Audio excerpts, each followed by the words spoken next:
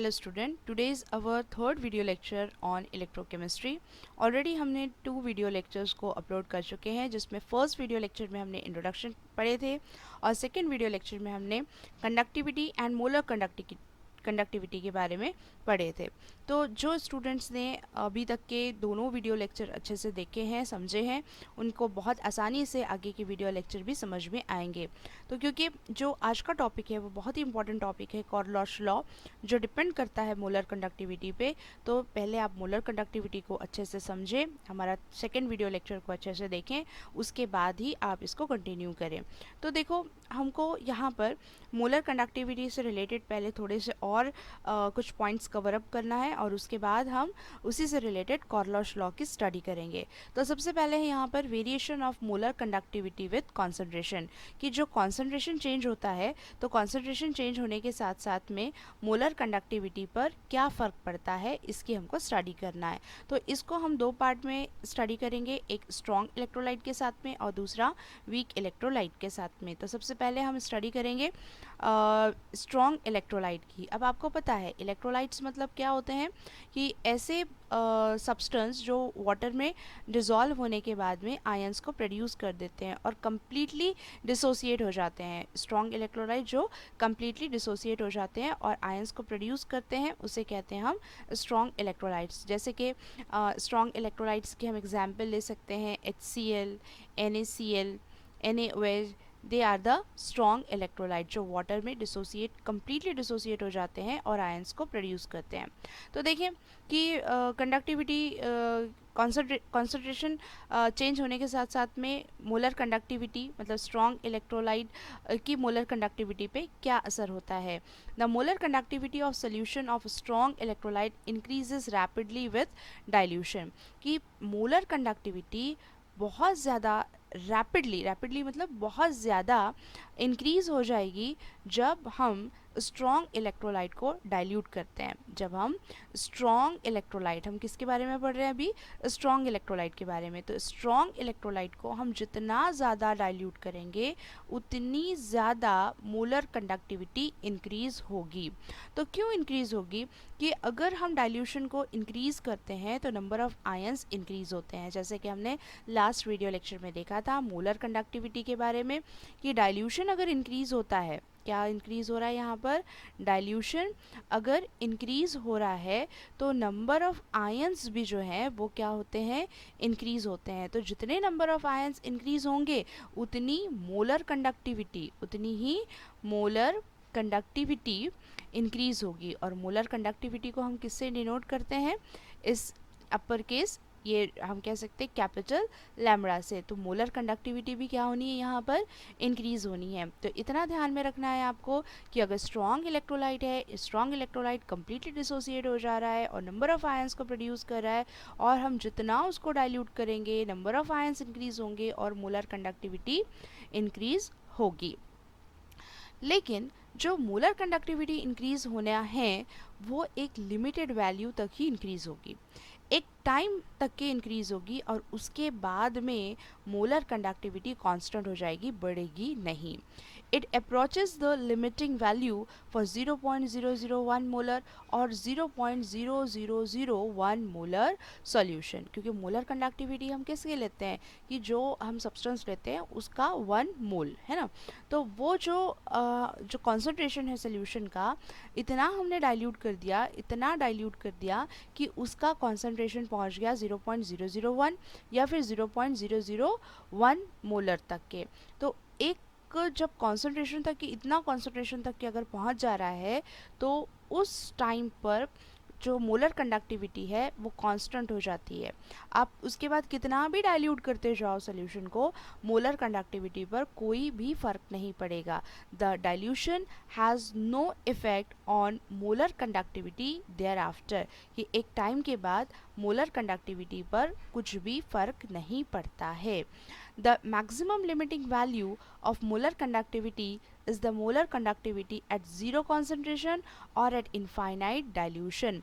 तो ऐसी limiting value उस पॉइंट तक जाकर जब मोलर कंडक्टिविटी पर कोई फ़र्क नहीं पड़ता है, कांस्टेंट हो जाती है मोलर कंडक्टिविटी, तो उस पॉइंट को हम कहते हैं ज़ीरो कॉन्सेंट्रेशन और एट इनफाइनाइट डाइल्यूशन वो सोल्यूशन इतना डाइल्यूट हो चुका है कि अब फर्दर उसको डाइल्यूट करने के बाद उसको कुछ भी फ़र्क नहीं पड़ता है। तो उस पॉइंट को हम कहेंगे ज़ीरो कॉन्सेंट्रेशन और एट इनफाइनाइट डाइल्यूशन, और इसको डिनोट करेंगे हम इससे लैम्बडा ज़ीरो से। लैम्बडा ज़ीरो, ज़ीरो कॉन्सेंट्रेशन मतलब वहाँ पे जाकर कॉन्सेंट्रेशन रुक गया, मतलब उसको और डाइल्यूट करके कोई फ़र्क नहीं पड़ रहा है एट इनफाइनाइट डाइल्यूशन। तो इसको हम लैम्बडा ज़ीरो से इंडिकेट करेंगे। देखो इसको समझने के लिए हम क्या करते हैं कि सपोज़ हमने एक कंटेनर लिया, एक बीकर लिया, और उसमें हमने सिर्फ इतना, ये जो वॉल्यूम दिख रहा है इतना ही हमने वाटर लिया, ठीक है। और इसमें हम क्या करते हैं कि एक ड्रॉप हम इसमें ड्रॉप यहाँ पे इसमें डाल देते हैं इंक का। सपोज़ ये जो ड्रॉप है हमारे पास में, ये इंक का एक ड्रॉप है, और इस ड्रॉप को हम इस वाटर के अंदर में डाल देते हैं। तो क्या हो जाएगा, ये वाटर का जो कलर है, अगर हमने ब्लू इंक डाला है तो ये वाटर का कलर ब्लू कलर का हो जाएगा, ठीक है।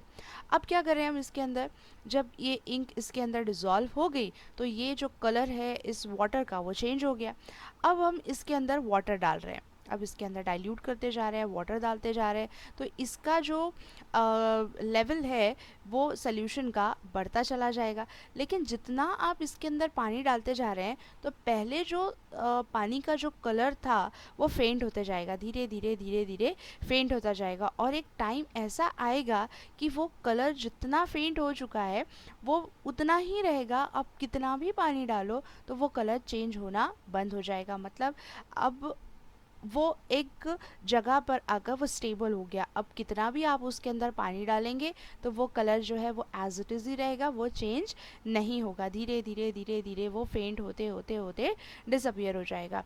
तो इस तरीके से क्या होगा कि हम कहेंगे कि एक पॉइंट पर आकर, एक लेवल पर आकर, अगर वाटर का जो कलर है वो चेंज होना बंद हो जाए, मतलब एज इट इज़ ही हो रह जाए, तो उसे कहेंगे हम एट इनफाइनाइट डाइल्यूशन, मतलब ज़ीरो कॉन्सेंट्रेशन।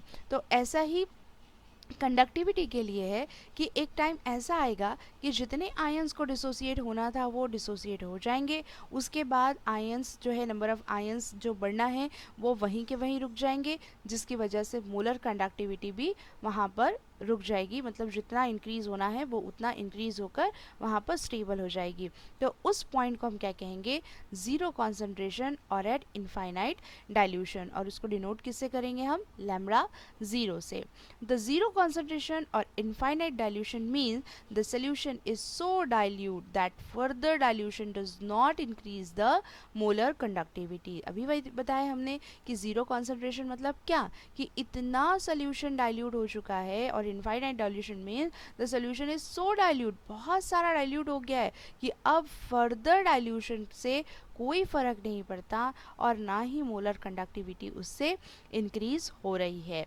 तो during 19th century, F. Corloge with repeated experiments show that the molar conductivity of strong electrolytes varies linearly with square root of concentration as।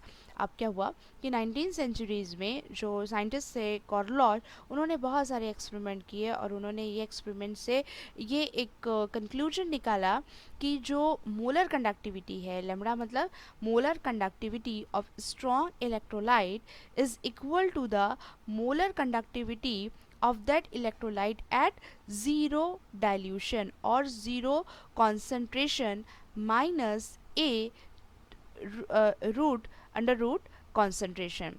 तो ये एक उन्होंने कंक्लूजन निकाला। तो मतलब ये जो है जो मोलर कंडक्टिविटी का हम यहाँ पर एक ग्राफ से इसको डिनोट करते हैं। आप देख सकते हैं ग्राफ को, यहाँ पर ये ग्राफ से इसको एक्सप्लेन किया गया है कि ये जो ए है, ए जो कांस्टेंट है, और ये रूट सी मतलब जो है ये कॉन्सेंट्रेशन ऑफ सोल्यूशन है। तो ये लैम्बडा और ये लैम्बडा ज़ीरो मतलब conductivity, molar conductivity, and lambda zero मतलब molar conductivity at infinite dilution मतलब ज़ीरो कॉन्सेंट्रेशन पे, वर्सेस रूट सी मतलब ये जो कॉन्सेंट्रेशन से वर्सेस मोलर कंडक्टिविटी का एक ग्राफ प्लॉट किया गया है।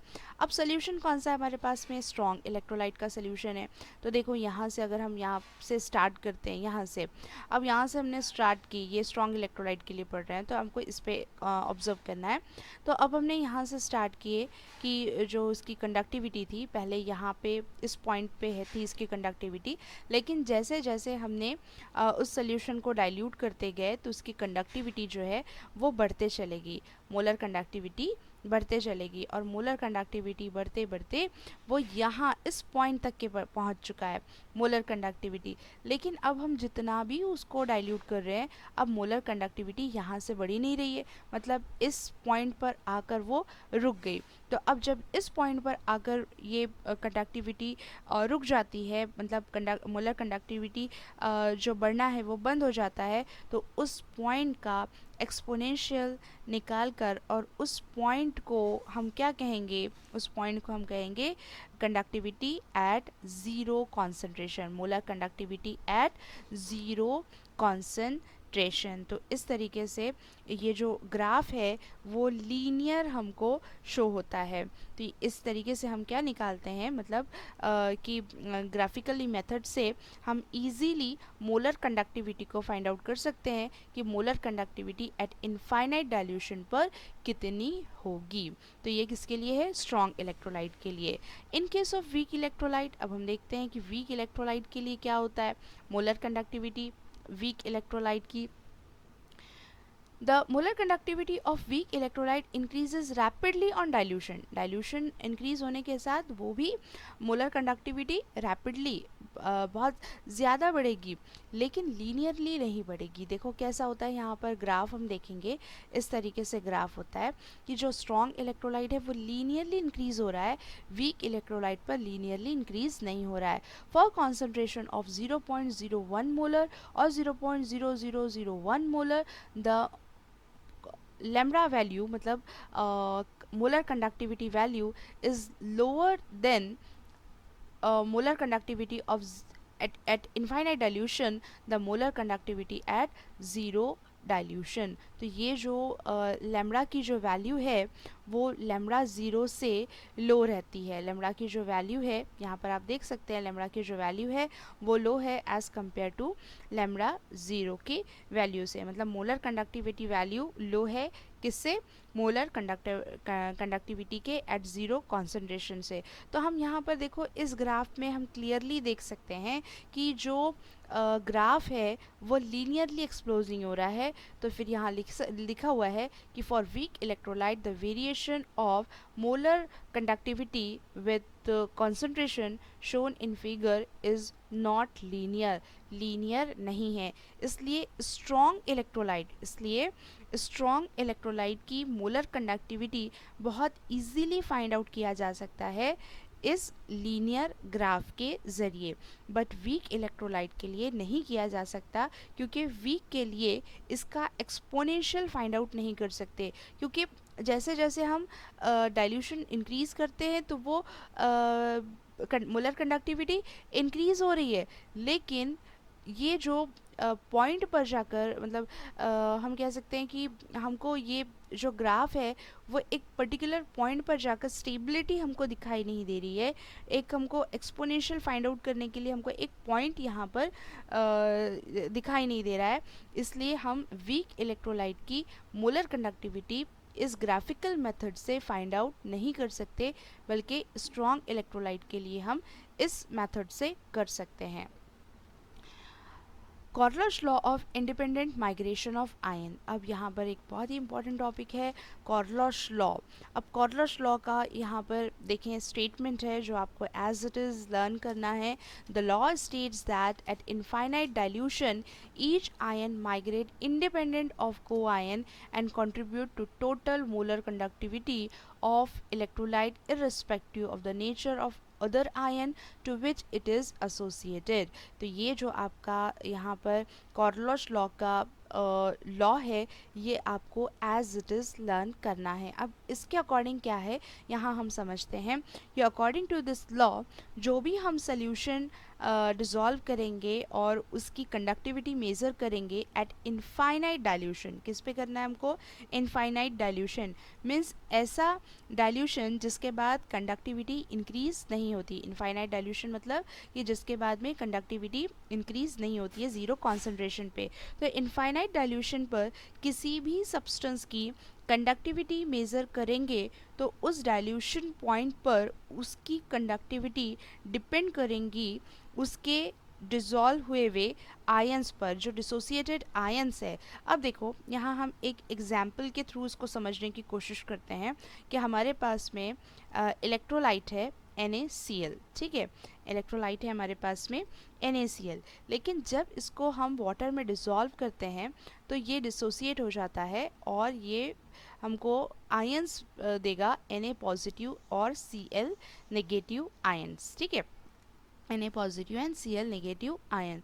तो यहाँ पर क्या होता है, मोलर कंडक्टिविटी में molar conductivity Na positive ion पर और Cl नेगेटिव दोनों पर डिपेंड करेगी, ना कि किसी एक पर, किसी एक पर नहीं बल्कि दोनों भी आयंस पर डिपेंड करेगी। इससे कोई फ़र्क नहीं पड़ता कि एक पॉजिटिव है और दूसरा नेगेटिव है।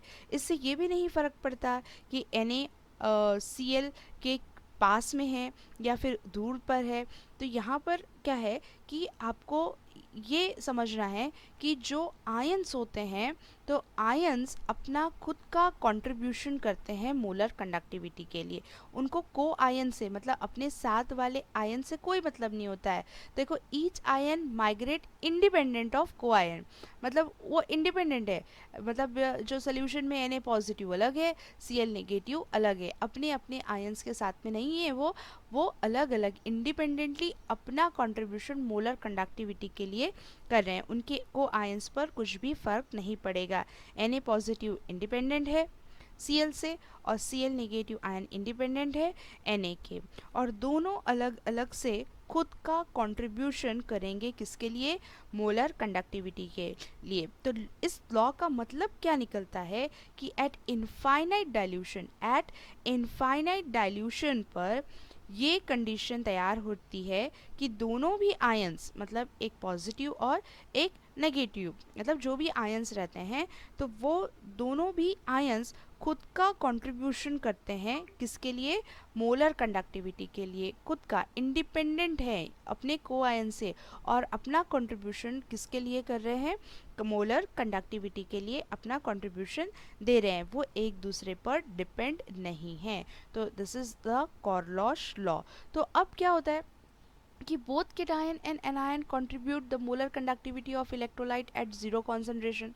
दोनों पर डिपेंड करती है मोलर कंडक्टिविटी, कैटायन पर भी और एनायन पर भी, क्योंकि दोनों अगर चार्जेस हैं पॉजिटिव और नेगेटिव, कैटायन और एनायन, तो मोलर कंडक्टिविटी में दोनों की भी कंट्रीब्यूशन है। एंड दस lambda 0 मतलब molar conductivity at infinite dilution is sum of molar conductivity of cation and that of anion at zero concentration। molar conductivity at infinite zero concentration which is equal to the number of n मतलब number of moles of cation, ये क्या है positive charge है, number of moles n मतलब number of moles of cation, और किसके लिए यहाँ पर मोलर कंडक्टिविटी, किसके लिए मोलर कंडक्टिविटी। तो मोलर कंडक्टिविटी आयंस को हम यहाँ पर इस लैम्बडा से मतलब हम स्मॉल लेटर लैम्बडा से इंडिकेट करेंगे कैटायन के लिए at zero concentration plus number of moles of anions, और एनायन क्या है मतलब molar conductivity of anions negative charge. देखो इसको और अच्छे से समझते हैं हम यहाँ पर कि अगर कोई सोल्यूशन है हमारे पास इलेक्ट्रोलाइट है तो हम क्या करते हैं उसको NaCl, और इसका हम इनफाइनाइट डाइल्यूशन लिख रहे हैं तो हम लिखेंगे इनफाइनाइट डाइल्यूशन ऑफ NaCl, और जब ये डिसोसिएट हो जाते हैं इनके को आयंस के साथ में तो हम क्या लिखेंगे इसको Na पॉजिटिव और Na नेगेटिव को कि इनफाइनाइट डाइल्यूशन मतलब एट ज़ीरो कॉन्सेंट्रेशन, उसको इंडिकेट करेंगे हम किससे, इस लोअर केस लैम्बडा या फिर स्मॉल लैम्बडा से, इसको लिखेंगे हम पॉजिटिव, Na पॉजिटिव कैटायन, और फिर हम इसको ऐसे लिखेंगे lower case lambda Cl negative ions. और नंबर ऑफ मोल्स, अगर नंबर ऑफ मोल्स यहाँ पर हमने नंबर ऑफ मोल्स 1 लिया है तो यहाँ पर नंबर ऑफ मोल्स क्या आएंगे 1 1 इस तरीके से आएंगे।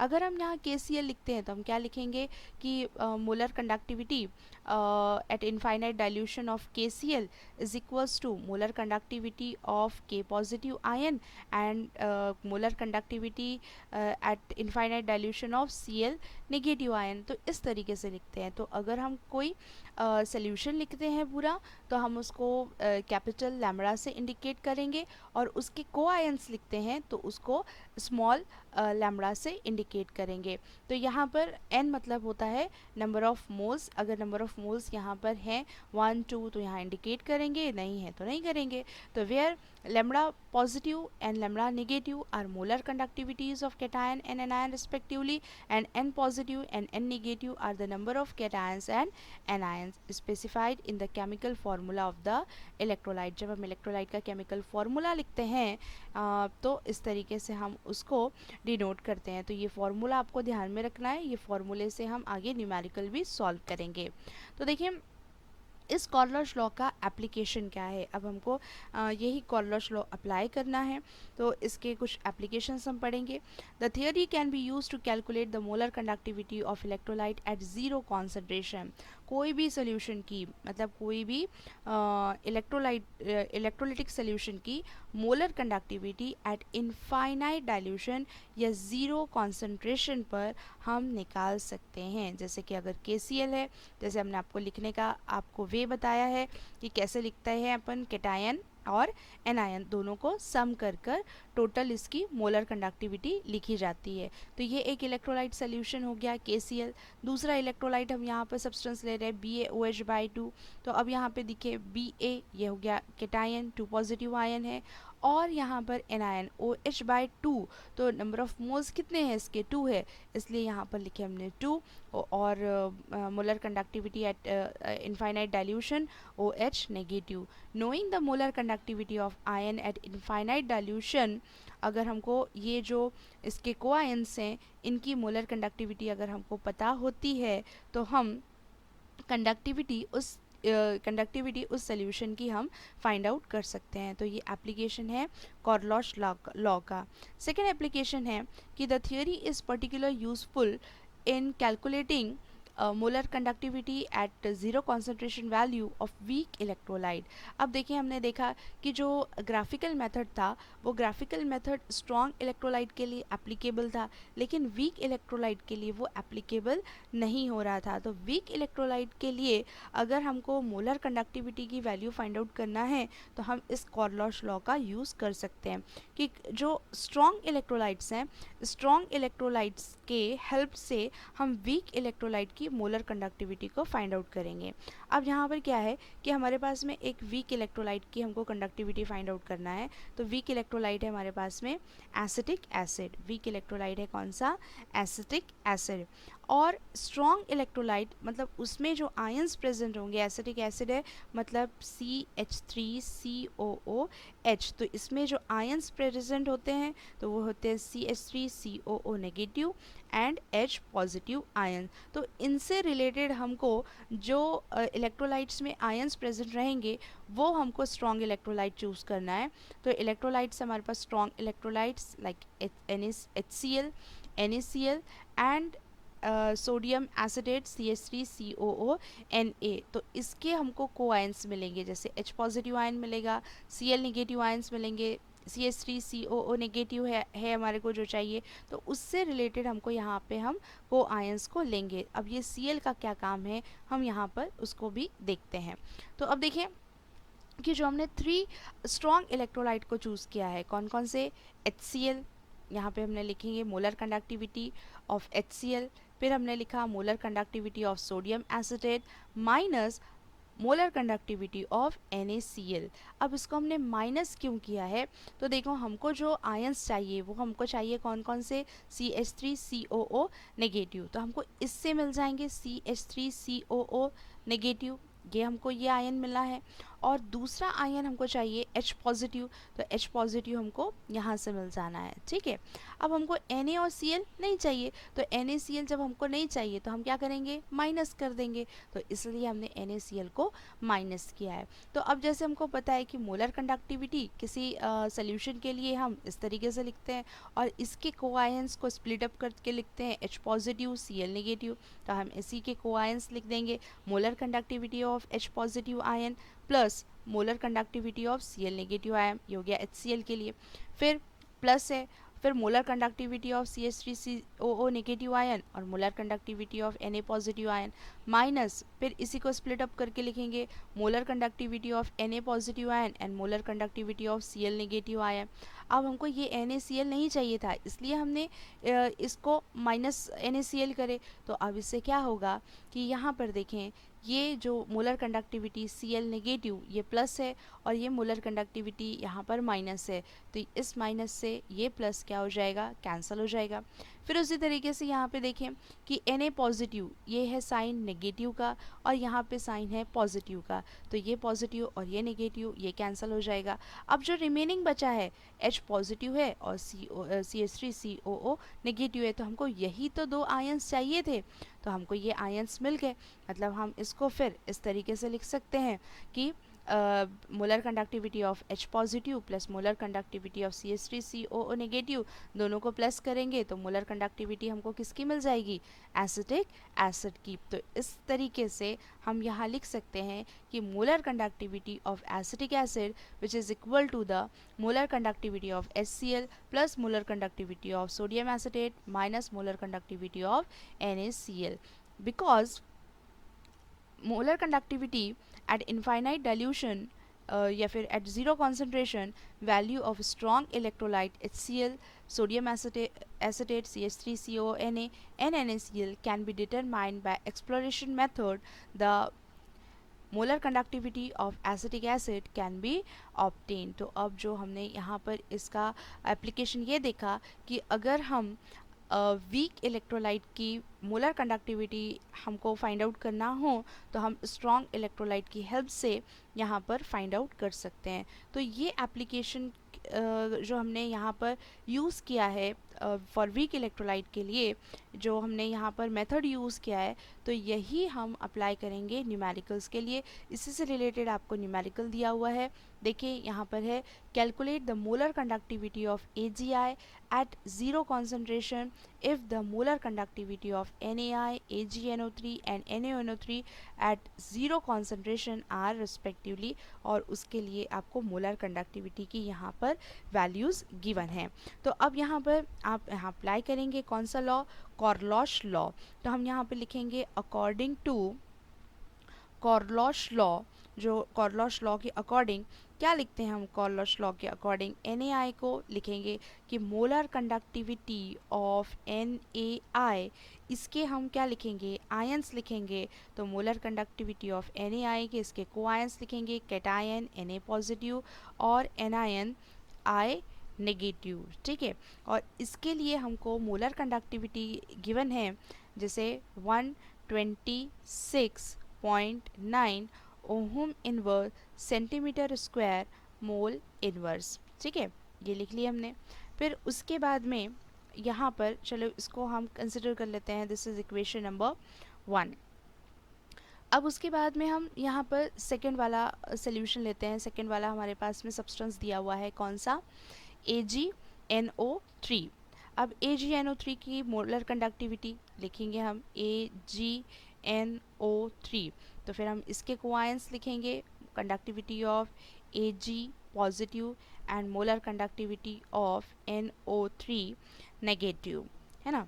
तो और इसके हमको कंडक्टिविटी गिवन है क्या है, 133.4 ohm inverse centimetre square mole inverse, this is equation number 2। और थर्ड हमारे को दिया हुआ है NaNO3, तो मोलर कंडक्टिविटी ऑफ NaNO3, इसके कोआयंस लिखेंगे Na positive plus molar conductivity of NO3 negative, इसकी कंडक्टिविटी दी हुई है 121.5 ohm inverse centimetre square mole inverse इसको ले लेते हैं हम इक्वेशन नंबर 3। और हमको अब फाइंड आउट क्या करना है, हमको फाइंड आउट किसकी कंडक्टिविटी करना है, हमको कंडक्टिविटी AgI की मोलर कंडक्टिविटी हमको फाइंड आउट करना है। तो AgI जो वीक इलेक्ट्रोलाइट है और वीक इलेक्ट्रोलाइट की कंडक्टिविटी फाइंड आउट करना है हमको स्ट्रॉन्ग इलेक्ट्रोलाइट्स पे से।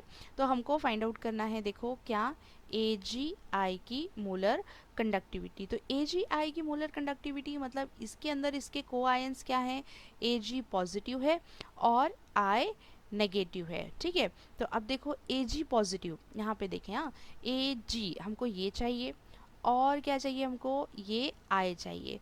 तो जो चीज़ हमको चाहिए तो उसको प्लस कर लेंगे और जो नहीं चाहिए NaNO3 हमको नहीं चाहिए तो हम उसमें से क्या कर देंगे, माइनस कर देंगे। तो फिर अब यहाँ पर उसी तरीके से हम यहाँ पे करेंगे कि ये जो 1 और 2 इक्वेशन है इसको प्लस कर देंगे और उसमें से थर्ड इक्वेशन को हम क्या करेंगे, माइनस कर देंगे। तो फिर हमारे पास में हम ऐसे लिखेंगे इसको, equation 1 plus equation 2 minus equation 3 minus equation 3। अगर हम ऐसा लिखते हैं तो हमको इजीली Ag पॉजिटिव और I नेगेटिव आयंस हमको मिल जाएंगे। तो देखो इक्वेशन 1 मतलब जो मोलर कंडक्टिविटी है किसकी, NaI की, इसको प्लस करना है किसके साथ में, AgI, सेकेंड जो है AgNO3, और मोलर कंडक्टिविटी माइनस करना है हमको किसमें से, NaNO3। तो पहले हम देख लेते हैं कि इनके कोआयंस हमको सही में Ag और I नेगेटिव मिलते हैं क्या। तो इनके कोआयंस हम लिखते हैं, ठीक है। इनके कोआयंस हम लिखेंगे, यही वाला उठा के लिख रहे हैं हम, ये तीन चीज़ें, मतलब Na positive plus molar conductivity of I negative plus conductivity of Ag positive plus molar conductivity of NO3 negative minus molar conductivity of Na positive plus molar conductivity of NO3 negative. तो अब ये देखो, ये plus NO3 negative और ये यहाँ पर sorry minus है ना, यहाँ पर आएगा माइनस का साइन, प्लस नहीं आएगा, यहाँ माइनस आएगा। तो अब यहाँ पर देखो ये माइनस का साइन हो गया, ये प्लस का साइन, ये और ये प्लस माइनस कैंसिल हो गए। फिर यहाँ पर Na पॉजिटिव, ये पॉजिटिव वैल्यू है और यहाँ पर नेगेटिव वैल्यू है, ये पॉजिटिव और नेगेटिव कैंसिल। अब जो हमारे पास में आयंस बचे हैं, I नेगेटिव आयन है और Ag पॉजिटिव आयन है। तो यही आयंस तो हमको चाहिए थे। तो मतलब हमको ये जो आयंस जो चाहिए हमको, तो 1 2 को प्लस करके 3 वाली इक्वेशन को माइनस करेंगे। तो फिर इसी तरीके से अब हमको मोलर कंडक्टिविटी चाहिए AgI की। तो फिर हम यही मोलर कंडक्टिविटी की वैल्यूज़ दी हुई हैं, वो वैल्यूज़ हम यहाँ पर पुट करेंगे। मतलब molar conductivity of NaI plus molar conductivity of AgNO3 minus molar conductivity of NaNO3। जो वैल्यूज़ गिवन है वो वैल्यूज़ रखते हैं हम। NaI के लिए वैल्यू दी हुई है 126.9 प्लस AgNO3 के लिए दिया है 133.4 माइनस और NaNO3 के लिए दिया है 121.5।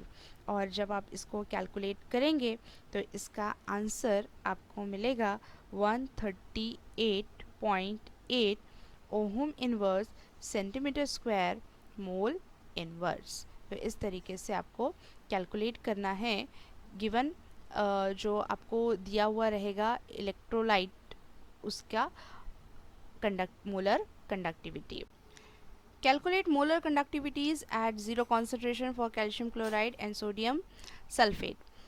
ये जो हमको दो सॉल्यूशंस दिए हुए हैं, इनकी मोलर कंडक्टिविटी हमको फाइंड आउट करना है।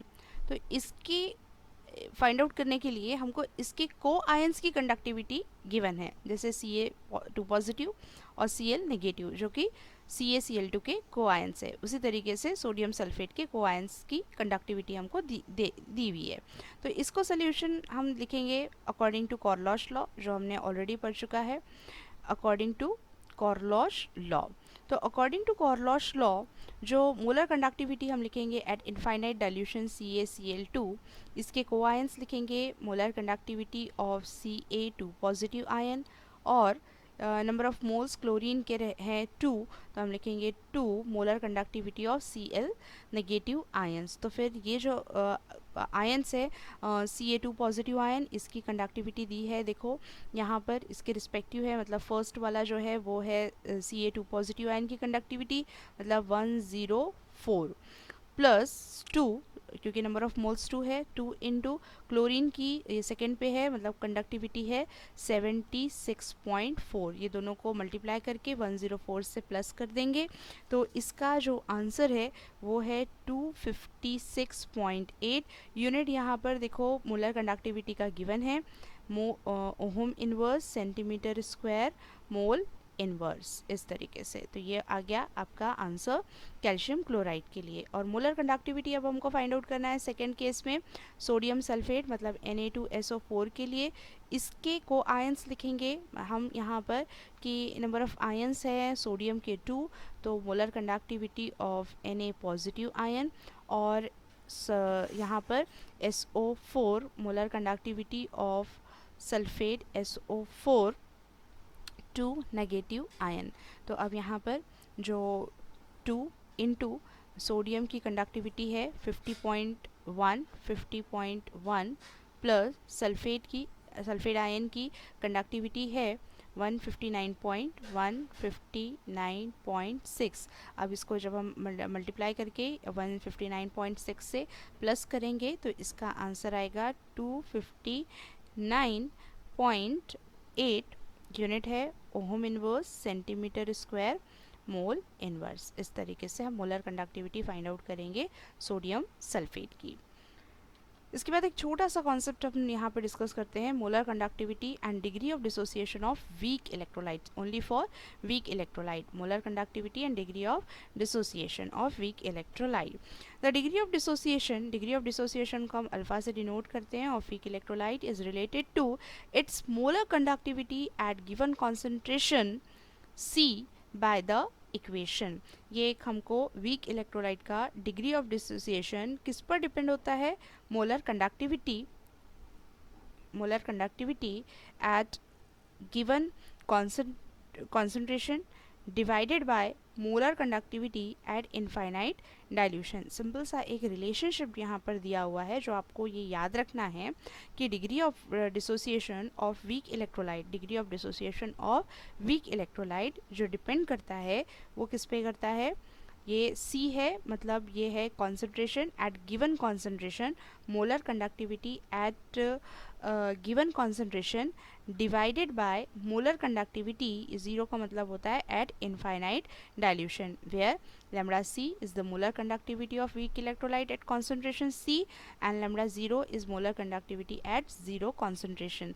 तो ये जो डिग्री ऑफ डिसोसिएशन वगैरह के जो कॉन्सेप्ट है जब हम यूनिट नंबर 3 पढ़ेंगे दैट इज़ आयनिक इक्विलिब्रिया, तो वहाँ पर ये जो कॉन्सेप्ट है ये आपके क्लियर होंगे और उसको आप फिर ये वाला जो इक्वेशन है उसको वहाँ से आप कोरिलेट कर सकते हैं।